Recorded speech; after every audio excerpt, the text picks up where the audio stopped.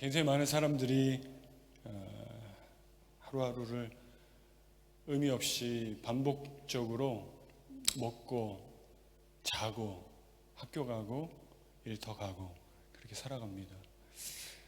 특히 요즘에는 삶의 의미를 잃어버리고 살아가는 사람이 굉장히 많습니다. 물론 우리 동형제는 최근에 결혼하고 삶의 의미가 굉장히 풍성할 거예요. 하루하루. 하지만 대부분의 많은 사람들이 굉장히 힘들어하고 삶의 어떤 목적을 상실한 사람이 너무 많아요. 방향을 잃어버린 사람.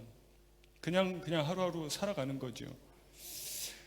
미국 워싱턴에 있는 퓨 리서치 센터라고 굉장히 유명한 많은 조사들을 하는데요. 작년 11월 말쯤에 발표한 조사 중에 어떤 게 있었냐면 사람들이 무엇을 가장 중요하게 생각하는가라는 질문이에요. 그래서 미국 사람들은 1위가 패밀리입니다. 가족이 가장 중요하다. 삶의 가치와 의미는 가정에 있다. 가족에게 있다. 패밀리가 가장 중요하다. 17개국의 나라들을 조사를 했는데 그 중에 14개의 나라들이 호주도 들어가고 뉴질랜드, 캐나다, 미국, 스위스 많은 나라들이 인생에 있어서 가장 중요한 것은 패밀리입니다. 이렇게 답을 했는데 한국 사람들은요 1위가 물질의 풍요예요. 그리고 패밀리는 3위였습니다. 가족은. 그러니까 한국 사람들은 돈이 있어야 행복합니다. 돈이 없으면 불행합니다. 돈이 있어야 삶이 의미가 있습니다. 이렇게 답했다는 거예요. 그러다 보니 여러분 사람들이 이렇게 인생에 무엇이 중요한가, 무엇이 가치가 있는가. 1위는 패밀리, 2위는 미국 사람들은 잡을 선택했어요. 그러니까 직업, 자아실현이죠. 내 인생의 가치는 가정에 있어요. 자아를 실현하는 데 있어요. 그리고 또 돈도 좀 많아야 돼요. 사람들이 이런 생각을 갖고 있다는 거예요. 그러다 보니 사람들이 어떤 결정을 해야 되는데 중요한 선택 앞에서 이런 것들을 고려하는 거예요. 가족을 고려합니다. 선택을 못하는 거예요. 무엇을 결정해야 되는 그 앞에서 이러다가 직업을 잃어버리면 어떻게 되지? 가난해지면 어떻게 되지? 이것이 굉장히 사람들 마음에 선택과 결정을 하는 데 있어서 결정을 못하게 되는 이유 중에 하나더라는 거예요. 여러분 선택할 때 어떤 일을 결정할 때 결정 장애인처럼 막 결정을 못할 때가 여러분 있으세요 없으세요? 짜장짬뽕 이런 거 말고 있어요. 특별히 주님의 뜻대로 살아야 되는데 주님 제가 주의 뜻대로 주의 길 가고 싶습니다 하는데 결정이 안 되는 거예요. 선택을 못하는 거예요. 왜 그래요? 가족도 생각하고 혹시 가난해지면 혹시 직장을 잃어버리면 이런 거를 고려하더라는 것입니다. 그런데요 여러분 만약에 오늘이 마지막이라면 이렇게 생각하고 싶지는 않지만 그러나 죽음을 한번 생각해 본다면 그러면 여러분 우리의 선택과 결정은 굉장히 쉬워집니다. 내가 만일 내일 죽는다면 그럼 우리는 고민하고 결정하기에 뭔가 이 지금 장애물이 있는 이런 모든 것들이 다 없어집니다. 굉장히 쉽게 결정할 수 있어요. 내가 오늘이 마지막이라면 우리 인생을 이렇게 한번 좀 설명할 수 있을 것 같아요. 비행기를 타고 여행을 하는 것이 인생과 같다라는 생각을 좀 해봤습니다. 비행기를 타고 비행기가 세상에 많은 걸 보여주는 거예요. 그리고 사람들은 그 비행기 안에서 비즈니스석을 좀 가고 싶어 합니다. 치열하게 싸우는 거예요. 퍼스트 클래스를 한번 좀 가보고 싶은 거예요. 거기 가면 대단한 것 같은 거예요. 그게 안 되면은 윈도우 시트라도 조금 아니면 레그룸이 좀 넓은 자리라도 그걸 원하는 거예요 사람들이. 그래서 비즈니스석에 있는 사람은 대단한 것처럼 막 더 좋은 음식을 먹고 그게 막 자랑이에요. 어깨에 힘이 들어가요. 퍼스트 클래스에서 막 넓은 데서 난 누워서 가 과시하고. 그러나 여러분 그 비행기 안에 있는 모든 사람들이 내릴 때가 있다는 거예요. 내릴 때가 있다는 거예요. 내릴 때는 거기서 무슨 우동을 먹었는지 비행기 안에서 뭐 퍼스트 클래스에서 비빔밥을 먹었는지 아무 의미가 없는 거예요. 아무 의미가 없어요. 아무 의미가 없어요. 다 똑같이 심판대 앞에 선다는 거죠. 그리고 누군가는 영원한 불못에 가는 사람이 있다라는 거예요. 본문의 내용은 에스더의 고민이에요. 인생의 고민. 선택과 결정을 해야 되는데 고민을 합니다. 사촌 오빠가 에스더야, 너가 왕비인데, 이 나라의 왕의 왕비인데 나라 민족과 주의 백성들을 살리는 역할을 좀 해야 되지 않겠니? 근데 고민이 되는 거예요. 잘못하면 내가 돈을 잃어버릴 수도 있고, 왕비의 자리를 잃어버릴 수도 있고, 건강을 잃어버릴 수도 있고, 감옥에 갈 수도 있고. 여러분, 오늘날의 우리랑 비슷하더라는 거예요. 이 결정을 못하는 거예요. 내가 어떻게 해야 되는지를 알겠는데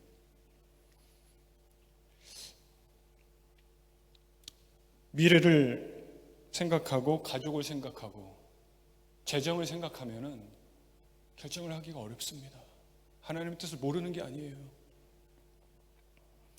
그러니까 첫 번째 우리 오늘 설교 제목이 삶의 의미죠. Meaning of Life인데 첫 번째 purpose입니다. 하나님의 목적이 하나님의 목적. 하나님은 나를 향한 목적이 있으십니다. 여러분을 향한 놀라운 목적이 있어요. 계획이 있어요. 하나님의 그 뜻이 있어요. 하나님 하시고자 하는 일이 분명히 있습니다. 뚱뚱하든 홀쭉하든 잘생겼든 못생겼든 뭐 블랙이든 화이트든 상관없어요. 하나님은 그 사람을 향한 놀라운 플랜이 있습니다. 퍼포스가 있어요. 여러분, 지금 우리가 우연히 호주 시드니에 와서 살고 있습니까? 어떻게 하다 보니까 호주에 왔습니다. 어떻게 하다 보니까 뉴워십 교회에 왔습니다. 어떻게 하다 보니까 시드니에 정착했습니다. 하나님이 여러분을 향한 계획과 목적이 그저 호주에 가서 아이를 좀 더 잘 교육시키고, 그저 호주에 가서 더 좋은 공기 마시고, 호주에 가서 좀 비치도 보고, 호주에 가서 더 건강하게 살라고 하나님의 퍼포스가 이거였을까요? 여러분을 향한, 나를 향한 하나님의 큰 그 계획과 섭리가 겨우 그 정도 의미가 끝일까요? 오늘 본문에 나오는 에스더는 왕비예요. 어떻게 유다인이 왕비가 됐을까? 근데 하나님께 에스더, 야, 넌 왕비가 돼서 거기서 좀 좋은 것을 먹어라. 그것이 너를 향한 플랜이고 나의 목적이다 그랬을까요? 너는 왕궁에서 좋은 것을 누려라. 이것이 축복이다. 이것이 하나님의 뜻이었을까요? 이게 끝입니까? 거기서 좀 많은 좋은 혜택을 누려라. 이것이 하나님의 퍼포즈였을까요? 우리 14절 말씀 한번 보겠습니다. 이때 한번 같이 읽어보실까요? 시작. 이때 내가 만일 잠잠하여 말이 없으면 유다인은 다른 데로 말미암아 노임과 구원을 얻으려니와 너와 내 아버지 집은 멸망하리라.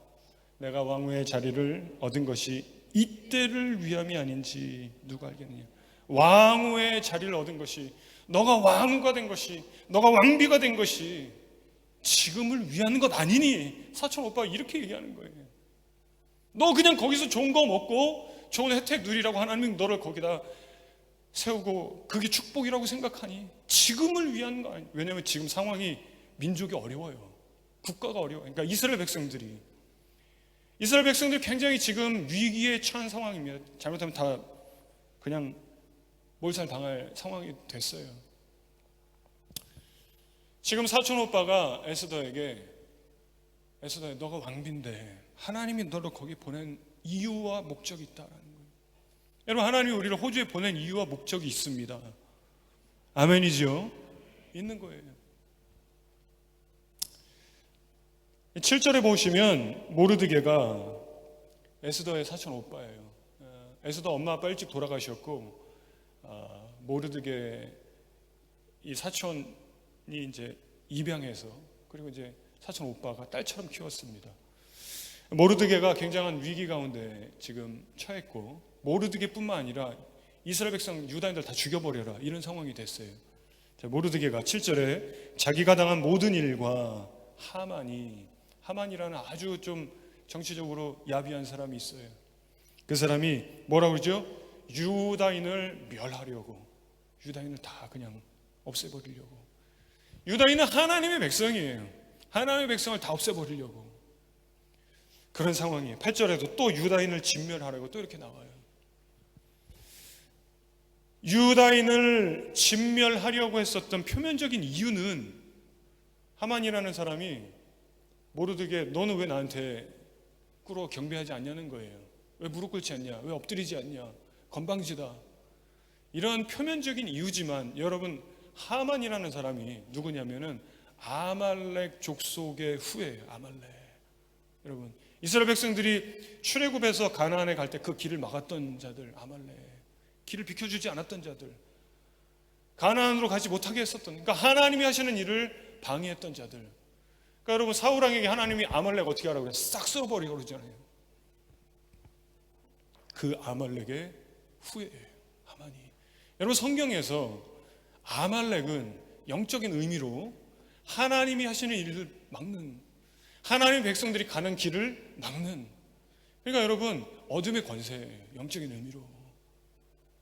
마귀예요. 그냥 그렇게 생각하면 되는 거예요. 마귀, 사탄이에요, 아말렉은. 그런데 지금도 이 아말렉의 후예인 하만이 이스라엘 백성, 하나님의 백성들을 다 무너뜨리려고 하는데, 그것을 막을 수 있는 적임자가 누굽니까? 지금 에스더라는 거예요. 에스더예요. 하나님의 에스더를 왕비로 세워 놓으셨어요. 하나님의 퍼포스가 있는 거예요. 에스더를 향한 하나님의 플랜이 있는 거예요. 우연이 아니라는 것입니다. 여러분, 한번 생각해 보세요. 내가 정말 하나님의 인도를 믿는가? 하나님이 나를 지금까지 이끌어 오셨다, 앞으로도 나를 이끌어 가실 것이다. 여러분, 믿으십니까? 믿으십니까?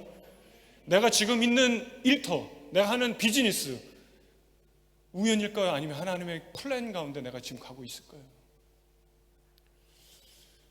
여러분, 날마다 인생이, 목사님 저는 인생이 의미가 없어요, 힘들어요, 삶의 목적도 없어요, 모르겠어요, 이렇게 생각하는 분들이 있어요. 그러나 하나님께서 실수 없이 끌고 가고 계십니다. 여러분, 아멘이지요? 실수 없으세요. 하나님이 실수하지 않고 그분의 목적대로 한 사람 한 사람을 끌고 가십니다. 그런데 본인이 이탈하는 사람은 있어요. 본인이 그걸 모르고 좀 벗어나는 사람이 있어요. 다른 길로 가는 사람이 있습니다.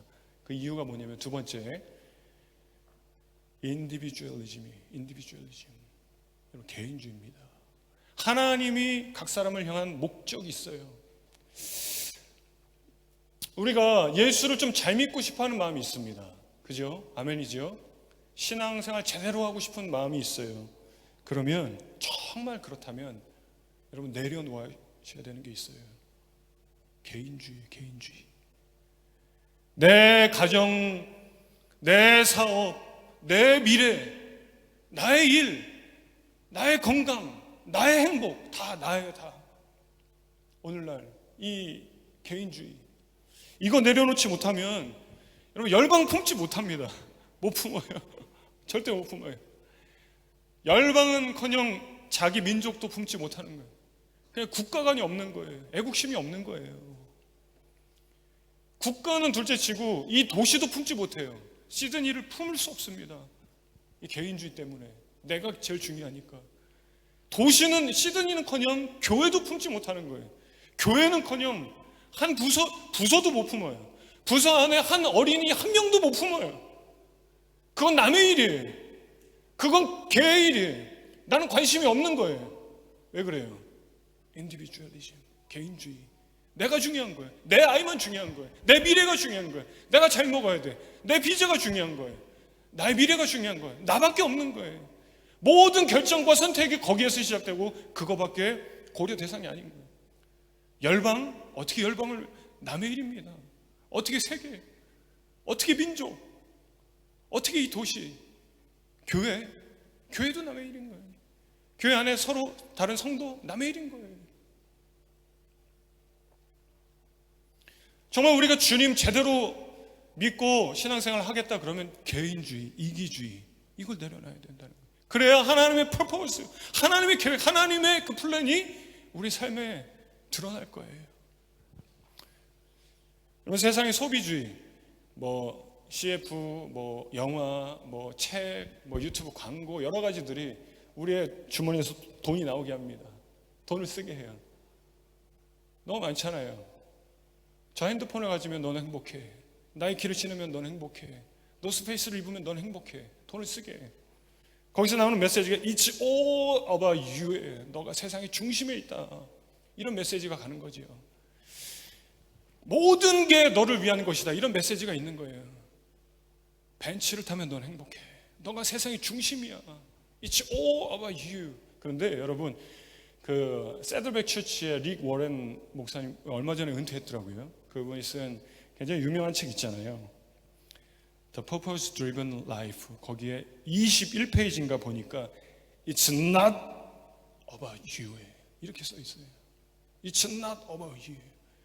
여러분 골로새서 1장 16절에 보면은 모든 만물은 주님이 만드셨고 그분을 위해서 지어졌다 그래요. 모든 만물은. 여러분 세상의 중심이 내가 아니라는 거예요. 근데 우리는 개인주의가 너무 팽배해요.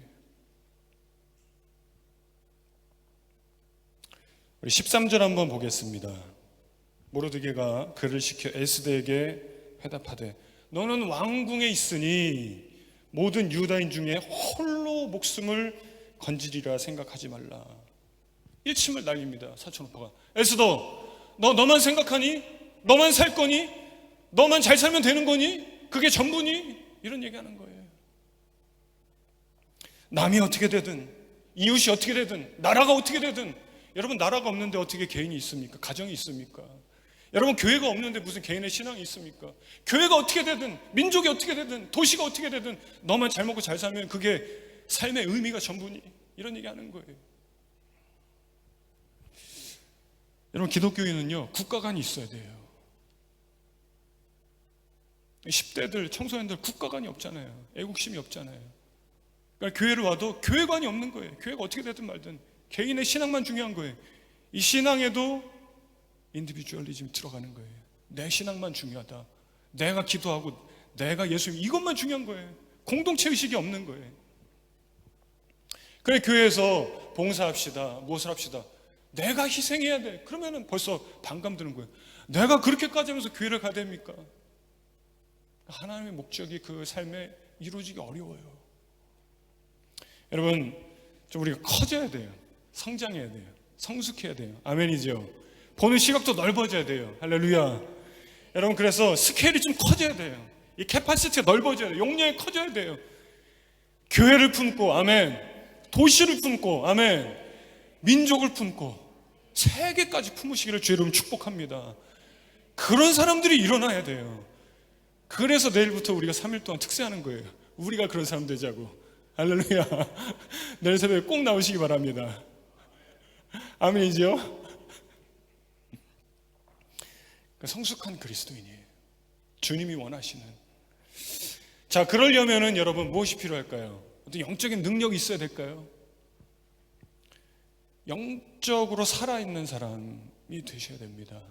영적인 생명력. 죽은 자는 불가능한 거예요. 죽은 자는 교회를 품지 못해요. 민족과 나라와 열방을 품지 못해요. 살아있어야 돼요. 그래서 우리 세 번째 spiritual vitality. 여러분 예수를 믿는다는 것은 죽은 자가 살아나는 거예요. 맞죠? 그죠? 맞습니까? 죽은 자가 생명을 얻었다는 거예요. 예수 믿는 거는. 그런데 예수를 믿는데 여전히 죄에 대해서 죽은 자처럼 계속 살더라는 거예요. 사람들이 교회는 오는데 생명을 얻은 자 같이 보여야 되는데 그렇게 보이지 않는 사람들이 여전히 그리스도인, 크리스찬이라고 하는 자들 중에 너무 많다는 거예요. 그리고 그 사람들이요 오히려 영적인 능력을 막 사모해요. 막 예언하고 싶어. 막 방언하고 싶어. 막 은사, 기도해서 병 고치면 낫는 거, 귀신을 쫓아내고 막 유튜브에 막 그런 거 막 나온단 말이에요. 그 대단한 것처럼 막. 여러분 도대체 내가 영적인 생명력이 없다면, 영적인 활기가 없어요. 이 바이탈리티가 없어요. 스피리추얼 바이탈리티가 없는데 스피리추얼 어빌리티 있으면 뭐 하냐는 거예요. 사실은 그 영적인 능력도 아니에요. 그 사람 예언하는 것처럼 하는데 예언도 아니더라는 거예요. 사실은 가짜야 다 대부분. 그러니까 은사주의, 신비주의, 신사도운동 이런 게 위험하더라는 거예요, 여러분. 말씀은 없고 생명력은 없고 영적인 바이탈리티가 없는데 어떤 뭐 현상 이런 거에 자꾸 가는 건 위험하다는 거죠. 뭐 예를 들면 이런 겁니다. 목회자도 뭐 예배팀도 오늘 저는 이렇게 밑에서 같이 이렇게 예배 드리면서 찬양하는데 너무 은혜가 되더라고요. 막 눈물도 나고. 그 동훈 형제가 평상시에 드럼 치다 오늘 싱어하니까 너무 좋더라고요. 그 드럼 칠 때는 막 하고 찬양할 때는 막 가만히 있다 그러면 비정상이겠지만 찬양할 때도 막 하고 드럼 할 때도 하고 정상인 거예요. 영적으로 살아있는 사람은, 이 스피리추얼 바이탈리티 있는 사람은 무대에서나 내 삶에서나 언제나 생명력이 있어야 돼요. 여기서만 생명력이 있으면 가짜라는 거예요. 근데 우리는 그런 걸 보게 되더라는 거예요. 평소에는 생명력이 없어요. 우울해요. 부정적이에요. 믿음이 없어요. 평소에는. 근데 사람 많은 데서는 갑자기 막 생명력이 생겨요. 무대에서는 가짜예요, 여러분. 영적으로 살아있는 모습인가 죽은 자의 모습인가 알 수 있는 방법이 있습니다. 영적으로 죽은 자들 특징이 인디비주얼리즘이에요. 개인주의. 자기밖에 생각을 안 하는 거예요. 반대로 영적으로 살아있는 자들은요, 이 스피리추얼 바이탈리티가 막 흘러가요. 생명이 또 다른 생명을 낳는 거예요. 교회를 품고 민족을 품고 열방을 향해 나가는 거예요. 이 생명력이 살아있는 자들이. 본문 내용에 에스더가 이제 3일 금식 기도를 해요. 왜 금식 기도를 하는가? 주님 기도 안 들어주시면 전 죽어버릴 거예요. 안 먹어요. 그게 아니지요. 지금 에스더가 개인주의의 모습으로 살았던 거예요. 인디비주얼리즘으로 살았던 거예요. 근데 사촌 오빠가 와서 너만 살면 되니? 이러니까 정신이 번쩍 뜨면서 나라 민족을 위해서 내가 뭘 해야 되겠다 하는데 스피리추얼 바이탈리티 없는 거예요. 영적인 기백이 없는 거예요. 오빠 내가 가서 말할게. 일 못하는 거예요. 살아있으나 죽은 것 같은 용기가 안 나는 거예요. 기백이 없는 거예요. 3일 금식 기도하고 제가 한번 해보겠습니다. 3일 금식 기도하고 성령 충만한 모습으로 제가 가보겠습니다 하는 거예요. 여러분 우리에게 이것이 필요하다라는 거예요. 굉장히 리스크가 있는 일입니다. 굉장히 나 잘못하면 감옥 가. 잘못하면 옆에 신하들이 암살자로 오해해서 죽여버릴 텐데 두려운 거예요. 잘못하면 직장 잃어버릴 텐데, 잘못하면 가난해질 텐데, 잘못하면 우리 가정이, 이런 생각 똑같은 거예요. 내 삶에는 돈이 중요하고 패밀리가 중요하고 직장이 중요한데 개인주의가 막 나오는 거죠. 물론 하나님께서 이스라엘 백성들을 보호해 주셔야 됩니다. 살려 주셔야 됩니다. 에스더를 사용하셔야 됩니다. 근데 하나님은 어쩌면 미리 준비하고 있는지 몰라요. 에스더를 통해서 역사하시려고. 문제는 에스더가 영적인 생명력 있는 충만한 기백 있는 모습으로 나갈 수 있는, 대부분은 여러분 이게 문제예요. 대부분의 문제는 하나님이 역사하시지 않는 게 아니라 골리앗 앞에 제가 가겠습니다 하는 다윗 같은 사람이 없는 거예요. 이 기백 있는 사람이, 영적으로 살아있는 충만한 사람이 없는 거예요. 여러분 위험해. 저거는 리스크가 커. 목사님 그건 리스크예요. 무서워요. 잘못하면 큰일 납니다. 우리 16절 같이 한번 읽어보실까요? 너무나 우리가 잘 아는 말씀인데요. 당신은 가서, 다 같이 시작.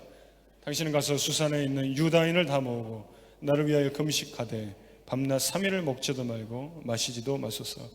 나도 나의 시녀와 더불어 이렇게 금식한 후에 규례를 어기고 왕에게 나아가리니. 죽으면 죽을, 규례를 어기고 가겠습니다. 기도하고 이렇게 결단하는 거죠. 여러분 주님이 참 기뻐하셨을 것 같아요. 그 결단과 각오를 보시고. 그래서 우리도 이런 좀 결단과 각오를 하고자 합니다. 한번 따라하겠습니다. 내일 새벽에 만나겠습니다. 할렐루야. 한 번 더 따라하죠. 잠은 죽어서 자겠습니다. 네, 새벽에 꼭 오시고 스피리추얼 바이탈리티 충만한 사람, 영적인 활력과 생명력이 충만한 사람, 그런 사람을 통해서 하나님께서 계획하시고 갖고 계신 목적을 이루시고, 이게 진정한 삶의 의미입니다. 이게 진정한 meaning of life죠. 말씀 정리하겠습니다. 첫 번째, 우리 삶의 어떤 의미, 하나님이 목적을 분명히 갖고 계시다. purpose. 두 번째, individualism, 개인주의 내려놔야 된다는 거죠. 여러분 꼭 기억하시고, 세 번째, spiritual vitality, 생명력이 활력 있는 그런 영적인 깨어있는 살아있는 그리스도인 여러분 되시기를 주 이름으로 축복합니다. 11절에 말씀을 마치기 전에 이거 한번 읽고 정리하면 좋겠어요. 11절에 한번 같이 읽어보실까요? 시작. 왕의 신하들과 왕의 각 지방 백성이 다 알거니와 남녀를 막론하고 부름을 받지 아니하고 안뜰에 들어가서 왕에게 나가면 오직 죽이는 법이요 왕이 그자에게 금규를 내밀어야 살 것이라. 이제 내가 부름을 입어 왕에게 나가지 못한 지가 30일이라 그래요. 30일 동안 왕이 나를 부르지 않았어요. 여러분 이게 무슨 말이죠? 에스더가 사촌 오빠, 나 지금 상황이 안 좋아요. 나 할 수 없어요. 이런 거예요. 여러분 우리는 이런 얘기를 굉장히 많이 합니다. 목사님 지금 비즈니스 말도 못해요. 목사님 지금 우리 가정 상황 말이 아니에요. 목사님 제가 건강이 말이 아니에요. 저 지금 일이 엄청 밀려 있어요. 30일 동안 부름받지 못했어요. 에스더가 이러면서 누구든지 왕이 부르지도 않았는데 나가면은 왕이 멈춰라 하고 금규를 내밀지 않으면, 이 반지를 내밀지 않으면 다 죽는다는 거예요. 오빠 저 죽어요. 전 못해요. 너무 리스키합니다. 위험합니다. 근데 여러분 삶의 의미가 왕비 돼서 지금 잘 먹고 잘 살고 혜택 누리는 게 삶의 의미가 아니잖아요. 이게 우리의 삶의 목적이 아니잖아요. 이게 우리의 어떤 최후 이유가 아니잖아요. 어떤 사람은 힘이 너무 세고, 어떤 사람은 운동을 잘해요. 동영씨처럼. 어떤 사람은 음악을 잘해요. 피아노를 잘 쳐요. 어떤 사람은 기타를 잘 쳐요. 어떤 사람은 돈이 많아요. 어떤 사람은 똑똑해요. 어떤 사람은 좋은 직업을 갖고 있어요. 그걸로 자랑하는 게 우리 인생의 목적과 최종 골이 아니라는 거예요. 하나님은 나를 향한 great purpose를 갖고 있습니다. 하나님 나를 향한 great plan을 갖고 있어요. 여러분 우리가 한번 기도하면 좋겠어요. 하나님 더 이상 나만을 위한 삶을 살지 않겠습니다. 개인주의를 내려놓겠습니다. 이기주의를 내려놓겠습니다. 주님의 길로 나를 인도해 주십시오. 하나님의 놀라운 뜻이 내 삶에 이루어지기 원합니다. 여러분 이렇게 한번 기도하기를 원하는 분들은 한번 다 두 눈을 감고 두 손을 우리 마음에 얹고, 하나님 욕심으로 살다가 왔습니다. 용서하시고 나의 만족만을 위해 살았습니다. 멈추겠습니다. 이제는 하나님의 위대한 목적과 나를 향하신 하나님의 그 계획이, 플랜이 이루어지는 삶을 살기 원합니다. 우리 이런 마음으로 1, 2분 정도 우리 잠깐 같이 기도하겠습니다. 기도하시겠습니다.